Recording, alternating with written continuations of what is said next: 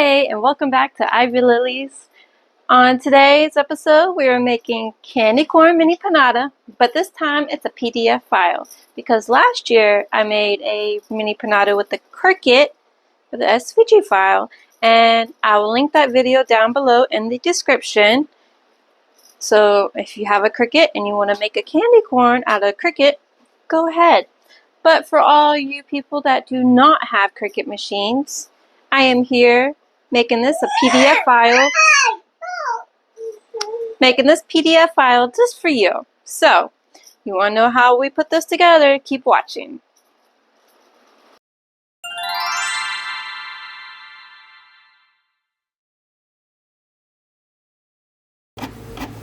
First, we need to print it out. You have 2 pages in this file, 1 and 2. And then also, if you want the detail options, you can print those out as well. And you will have 3 options. But unfortunately, I only have 2 because the little child wanted to rip it out. Oh well. So, once you have these out, we are going to cut them carefully out of the paper. You want to cut it on the outside lines. No inside dash parts, okay? And this is an optional piece. If you feel like you need an extra security for your door, go ahead and cut that out. And then it will go right here where it says L. And you will just glue those little fold tabs down and slide the door inside. Just like that. Now we have everything cut out. I like to rearrange it back in order just to make sure I have everything here. And now we're going to add score lines. The first option is with the tweezers. If you have tweezers, you can use those. It's perfectly fine. It will work. Just apply pressure and go over the dashed lines, and then you can easily fold your panel over. Now, you can repeat that for all the other ones and move on. I'm also going to show you how to do it with the score pen. It's just like you're writing. You just hold it, apply pressure down the line, the dash line, and there you go. I did it for all of these. And now we have to cut out the holes for the door and the holes for the base panel and the back door area so we can access it, right? And this always works well when you use this knife blade. It's just so much easier. And now it's time to assemble. Grab your glue. I do like to use this glue. It's cheap and it works just as well as other ones.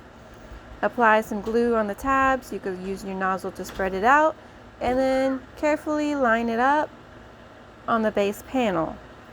Now each number has a coordinating number on the panel and the base, so you can easily line it up without even having to look at anything for reference. If you like that, I may go back and do that for the old ones, but you gotta tell me if you like it or not, or I probably won't go and do that, you know? Mom life gets kind of busy.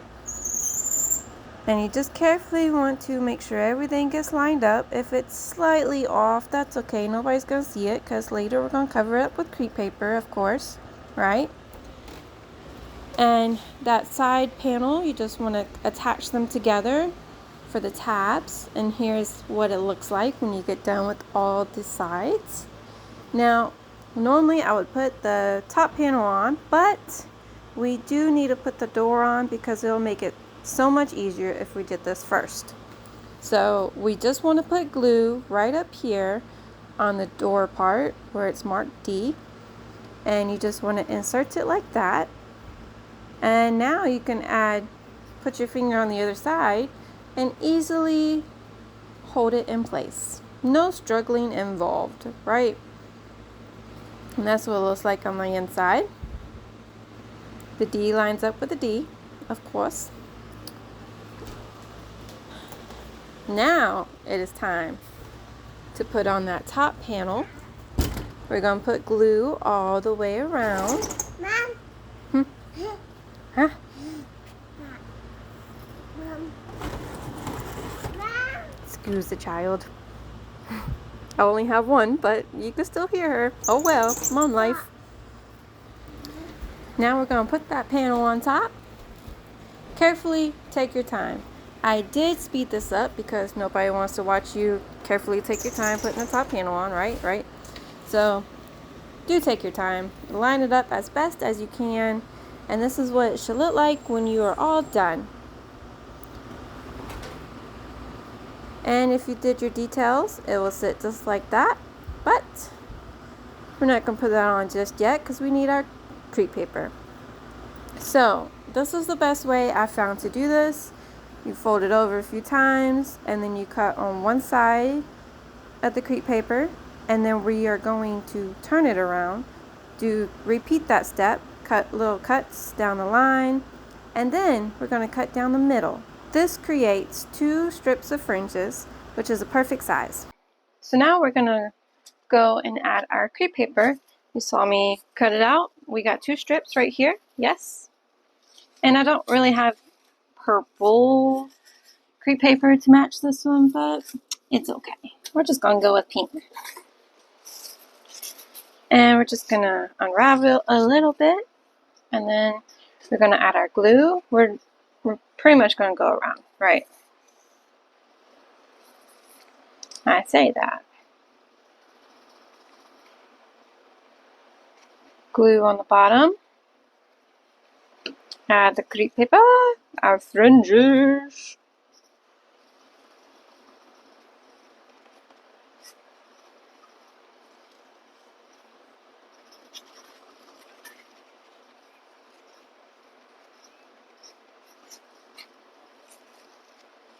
And then we're going to cut. And then we're going to repeat that for the rest of the thing.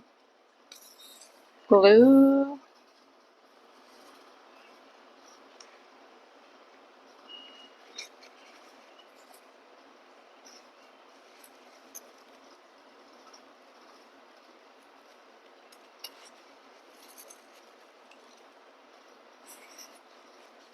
And remember, always start from the bottom and go up. That's how our fringes are going to overlap each other and create that look.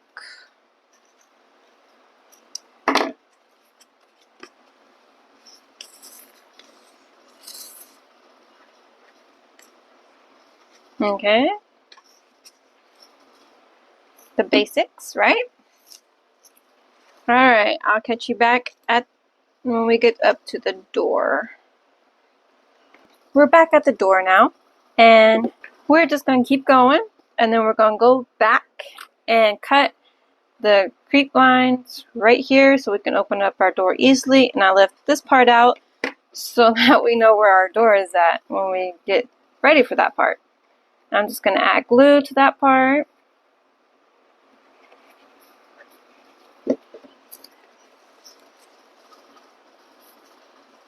I'm just going to do the same thing we've been doing.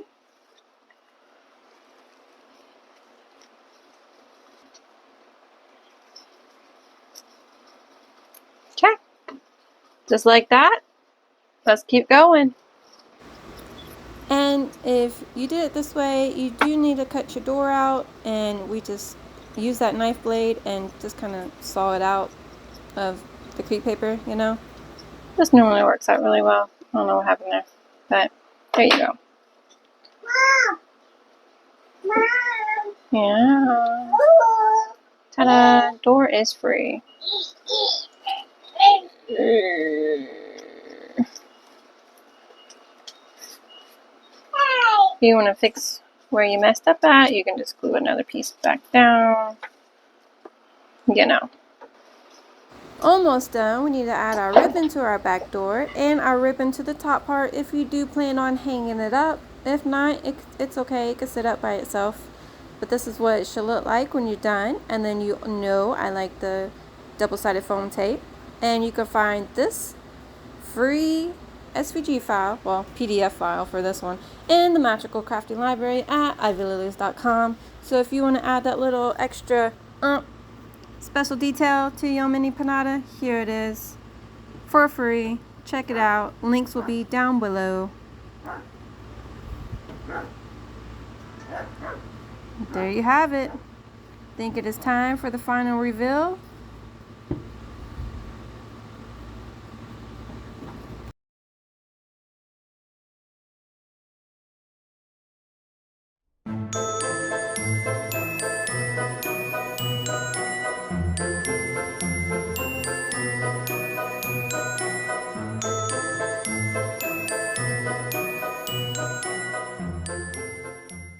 Yay! You made it to the end. You have made, hopefully, made a mini Piñata candy corn version.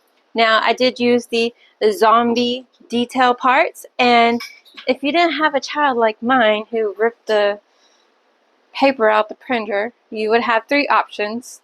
I only had 2, and I wanted to go with this little stitch zombie looking type candy corn. You know it? And you can hang it, and you can open the door. It's a back door, mini Piñata style. So it just goes back in there, closes up just like that, and it's good to go. You can put whatever candy you want in here. You can put those little candy corn pumpkins in here, or candy corn, or caramel apple suckers, because that is a good time to have right around fall time. You know it?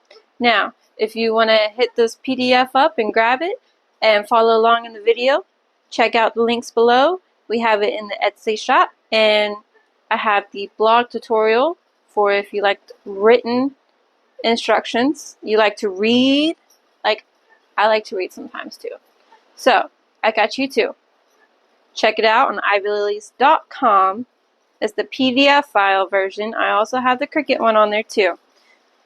Which one do you prefer to make? Let me know in the comments below. Hit that subscribe button. I would love to see you next week. I'm working on something special. Don't know if it'll be ready by then, but if it's not, it'll be another Halloween mini Piñata. So, see you next time.